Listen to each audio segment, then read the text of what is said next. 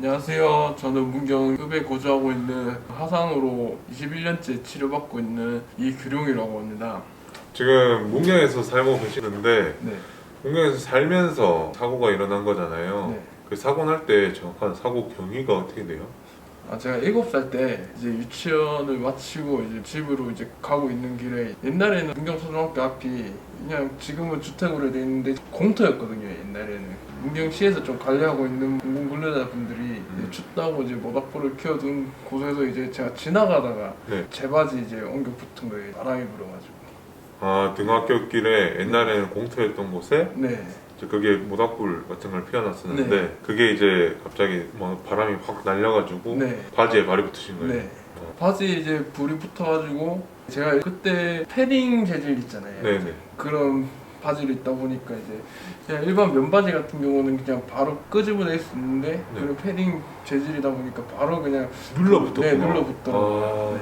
하필 눌러붙어서 화상을 입었는데 제가 알기로는 또 그냥 일반 화상이 아니라 네. 뭐 화상도 종류가 있을 거 아니에요, 맞죠? 이제 제가 오른쪽 다리는 그냥 3도 화상이고 이제 왼쪽은 이제 의학적으로 나온 건 아닌데 의사들이 얘기하는 게 4도 화상이라고 했거든요.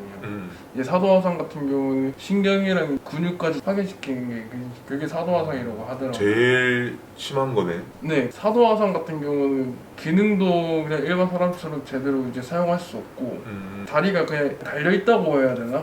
그 정도예요. 그냥 다리를 쓸 수 없는데 그냥 달려 있는 정도. 네. 제가 그때 당시 이제 중환자실에 있었을 때는 의사가 이제 절단을 하자 그랬었어요. 그거를 이제 어머니도 그렇고 너무 어리니까 한 번만 좀 살려달라. 다리만 있게 해달라. 그냥 치료받을 수 있게. 네.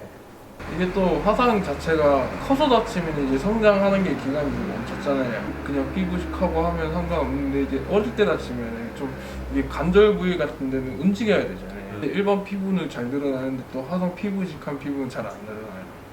그래서 뼈는 늘어나는데 피부는 잘 안 늘어나서 장애도 있고 해가지고 1년에 2번씩 이제 주기적으로 피부식 수술을 받아야 돼요. 그러면 치료할 때 치료비가 또 만만치 않을 거 아니에요? 경제적으로 제일 부담되는 게 치료비예요.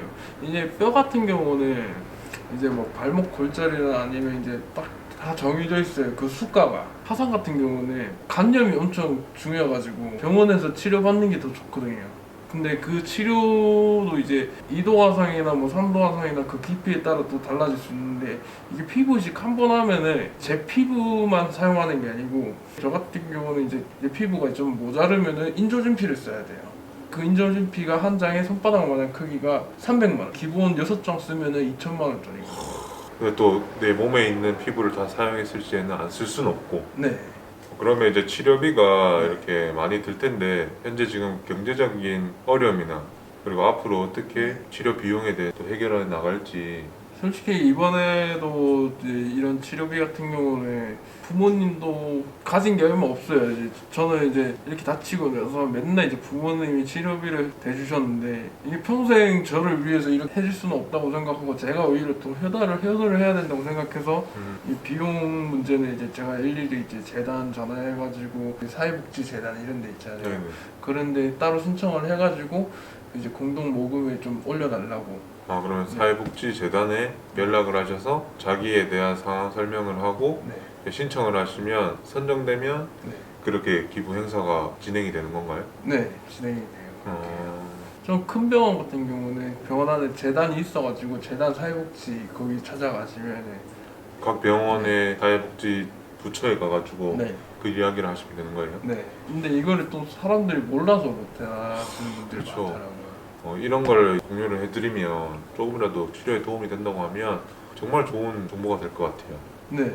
하여튼 지금 현재 이렇게 치료를 받고 있고 그리고 앞으로 유령 씨도 이제 어릴 때부터 지금까지 치료 과정이나 치료비 이런 모든 과정을 겪으면서 힘들었던 것들을 많은 사람들에게 알려드리려고 이제 또 화상병에 대한 채널을 또 운영을 하시려고 예정하시고 계시잖아요. 네. 그거에 대해서 또 이야기를 해주시면. 저도 이제 화상을 입고 나서 좀 많은 걸 겪어봤어요. 많은 걸 겪었는데 이제 화상 치료 이제 하면서 제일 첫 번째는 이제 흉터. 저 같은 경우는 반바지를 7살 이후로 한 번도 입어본 적이 없어요. 반바지를 입고 나가게 되면 사람들이 또 이상하게 쳐다보고. 근데 지금은 이제 세월이 지났으니까 남들이 절 그거 해주는 것도 없고 그냥 내가 당당해져야겠다는 맞아요, 마음을 맞아요. 먹고 이런 화상 치료에 대한 이제 공유도 하면서 이렇게 컨텐츠를 만들어 보려고.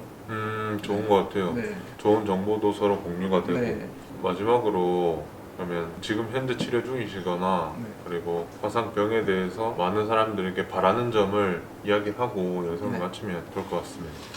앞으로 한 7번 수술 더 남았어요, 피부식에 대해서. 근데 제가 제일 급한 거는 지금 하체 전부 화상을 입었다 보니까 이제 배변 볼 때가 제가 불편한 게 있어요. 좀 이게 그 피부가 녹아내려가지고 그 배변 볼 때 밑에 있어가지고 이번에 이제 또 수술 한 번 더 하는 게 그 수술인데 좀 그것도 비용도 어마어마할 것 같아가지고.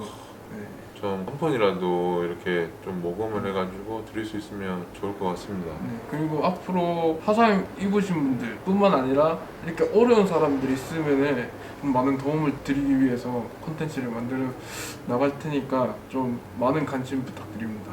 네네. 하여튼 이번 인터뷰 같은 경우에는 당사자분이 인터뷰를 참여해 주시는데 어려운 점이 많았을 텐데 그럼에도 불구하고 이렇게 나오셔서 이런 많은 얘기들을 해주셔서 너무 감사했습니다.